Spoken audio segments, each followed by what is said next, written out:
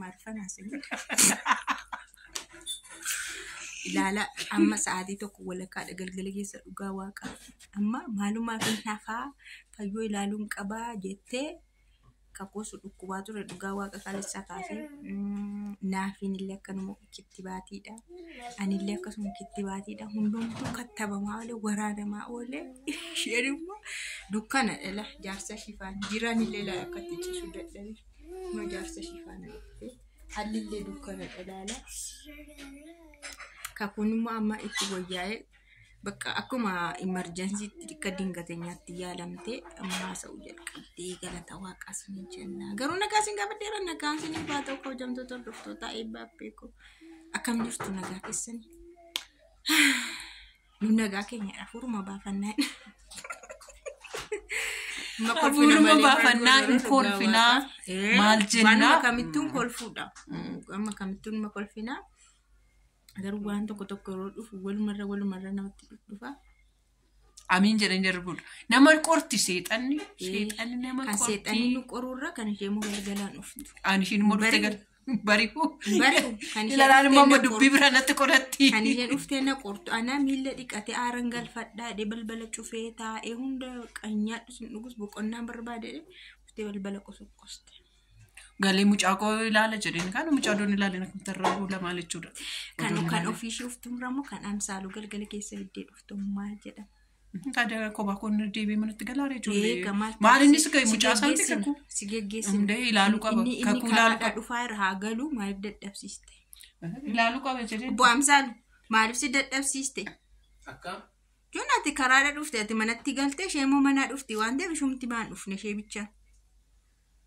Yao jaalalaa fi ulfina siniif qabdu anis akka inni faana hirmaadhu barbaadde yeroo hundumaa yoon rafee sirribaa na harkifteet yoon dadhabee taa'ee si na harkifteet akka hoolaa na gotottee na fiddi yoon yeroo biraa deemna qoy obsii hojii qabadheera waan jedhee siin ta'etti bakka karaa biraa si koloneeffatteetti jechuudha ila dubbi akkatti isheen jaalliftu jechuun ila na harkiftee na fiddee jechuun ilaaliga na koloneeffachootu hin ta'in bakka miiraani isaaniif qabu ati keessas galuu qaba jechuu ishee innillee akkasii dhugumadha yaa waan nu jaallattuu fi innis akkuma isheetti akka nu laalu miira isheetti dhaga'amu sattis akka dhaga'amu waa'een keenya barbaadee tooni weesii galatoomii siin jenna ulfaadhu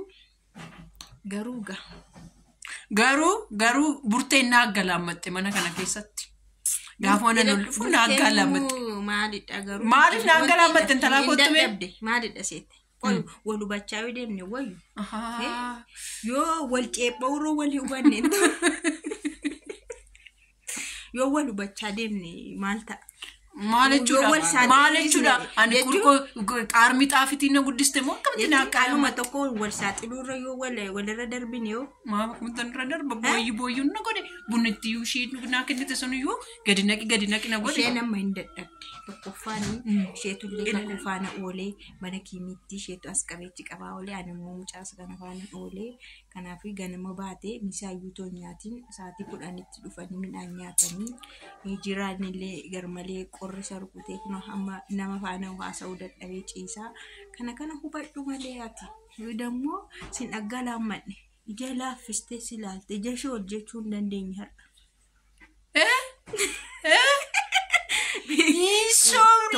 Soudi ufaan qabeeraan ishiis moo ishee qabe malee waan biraati ati mishiin maal afaan qabdu ishiin falmattu maali xabaqaa birrinaa kennite akkamtu uftee dubbatti ani ko xabaqaa isheetedha iddoo ani jirratti naa dubbadhu jetteetti maal taate kakuuko kottachi kottun qufai bareeddu ko kottun qufai bakka amma bultanii galtu bulle heebbuun koo gana maali jiru miti ijoolleen haannaan jirti warri kaanis jiru heebbuun mamgatee bula boltaniitu amsaal maal itti kanarra horii galta lakki dhiis na yaadachiste innaa galu anaafatti immoo as laayifii irra haasa'a bulla TikTok mo YouTube malee TikTok maanu godhan nuni ko TikTokerii nu YouTuberii TikTokerii miti gaafii dhuguma gara qabnu achi ofuma qalladu qosu malee hin qabu Dhimma sachiin qabu.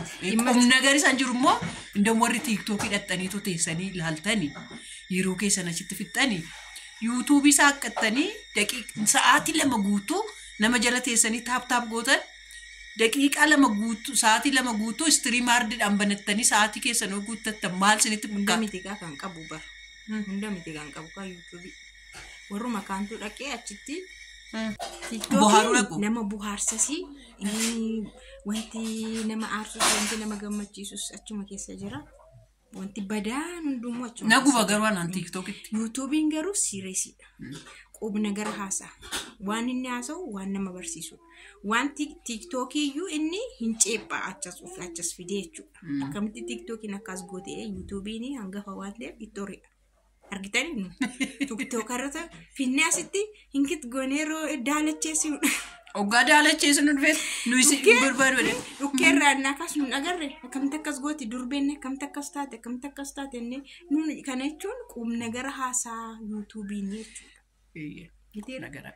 Jaalalli karaa YouTubeif karaa Facebookis dhugaadha. Qo'aati ati silaa yeroon silkisii dawwalee bakka nagaan bulii jettee fatanaa sagamiifidha kanatti dawwaltee gaatee deebitee dhufte. Sila sa'aatii 12 wala isuma as geesse bakka jedha nagaan bulaa jettee natti dawwalte immoo balbala uftee rukutu maal keenya ilaaluu barbaaddeetu ufte. Isa gaafii gaarii na gaafatte. Ani dhufuufi jechuun baay'eebutti guyyaa guutuu bilbilaan ture. Dafii kottuu kakushaa dhanneetii bakka ishiin gilikoosiitti fudhataa jirtutti ilaallaa jedhee. Gaafan akkas jedhuun inni koommoo ammas nan dhufa jedha. Amma immoo mucaa obboleetti kooti dhukkubsatee amma kana dafiitu qaqqabii jinaan jedhan jedhee kun abbaan nama jirudha. Achi immoo deeme. Achi immoo amma immoo gaafuma akka tasaa bakka sa'aatii 12 gaafa ta'u indoom kaardiyyuu keessaan qabuun ture. Dhaqee kaardii gadi bu'ee kaawwalan gatee laata wanni iyyuu kaardiyyuu gadi bu'ee dakaa bitee dhufee guuttadheen sii bilbile. Sii bilbilee gaafuma cufu ani ankoyyee qabadheeraa. Achi ga'uudhaaf daqiiqaa 5 bichaan naafee jedhe. Achuma durammoo achumatti ol eegnee bakka achis achumaan ilaalte too galtaan jedhe. Bakka eegaas ga'ee boru yeroon qabu guyyaan qabu guyyaatti dhufu. Kanaafiyyuu asumaan innis ilaalee anis wannoo jedhee malee qormaata odoon ta'in jaalalmaa fanale. Anis kan hin barbaade guyyaa dhufteetu achi dhaqxee ilaaltee dhufte. Nama isaanii erguun dhabee asii nama maal jedhu mana baruun dhugaa rabbii dhabee dhugaa waaqama sanaa oole bakka maal gootu maal nama dhibu keessaa jechuudha dhugaa guyyaan irraa guyyaa baay'ee nama jibbisiiftu guyyaa baay'ee nama jibbisiisu ijoolleen mana barumsaa dur faraqaan taane irra faraqaa ta'e isuma dhugaa beekoo mana dooniin naqee fidamoo beekoon naqee fida lachanuu ijoollee xixiqqoo. Ishii sun dhimma mataa keetii kophaa kottu jedhanii beekoon naqee fide. Beekoon naqee fidee dhufe. Isaan booda hubannoon immoo hin deemte. Eenyu maqaan ishee aannaan immoo waaree booda baratti. Isa sa'aatii 11tti hin dhufti jedhe immoo sa'aatii meeqatti dhufte? Sa'aatii 12 roobirruutti dhufte. Dhugaan sii bilbile sun. Maalinnaan ganaa kutaa barree daftara fudhannee maal jennee naan jette. Kanadha dhugaan jiru malee silaa an dhufamuu qabu ture. Nama dhabne. Har'a nama garuu yeroo baay'ee nama yeroo barbaaddu argattu. Innaa kan garuu namni bashiidha. Yeroo kan naannoo kee nama baay'ee jira. Yeroo wayiimmaa nama argattu. Kunni mudata. Mudatu. Ani gisee 4 moo gisee 5 mudateera. Hin dhabde yeroo. Torbee tokko guutuu nama dhabee hospitaala keessa kophaa koo guyyaa 8 bulee ijoollee 2 baadhee. Nama tokko beela'eeyyuu Facebook irratti maxxansee namni TikTokerii beektan hin beeku Naa'ol mucaa warraan boo inni qarshii naaf ergee dhaqituma kaafeedhaa bitadhu nyaadhu naan jedhee tokko immoo achuma natti hin bilbiltu Facebook irratti amma maxxanfattu naan jedhee shiroo haadha manaa sanaa hojjechiisee saayinaan saayyuu mana jira barbaadan biidiyoon isin hojjedhan marraattu hin galle. Iyyachuun illee waan tokko garuu rakkoo ofii himachuu miidiyaa bareedaadha. Ugaa akkasitti naa qaqqabe malee abbaan eebbuu na biran turree maal hin jennee yeroo san YouTube irratti dubbachuu baay'ee sodaadhaan ture. Facebook garuu sodaadhuun ture. Kanaaf amma garuu YouTube irratti irra dubbatadha. Warra kadheessu bal'adheessu yaaladheessu. Kanadha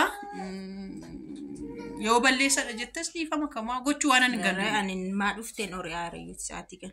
Malee waan qabatu Dammoo naa bilbilteettis waan ta'eef ufuun hin barbaachisu. waan ta'eef malee yeroo sanitti immoo eebbuun akka durii miti nurfaatti beektu ijoollee baadhillee dhufee as ciibsee nan deema jedhee waan isaa harkuma kookaachii akkasuma harkina lallaafe dhugaa rabbi. Danda'an kun maal yaadin yoommaa kun yaadin maalumatti riiskiin biratiin riiskiidha. Kanadha sinin jenna nagaan oolaa bulaa. Ciao. Aduun dheedha.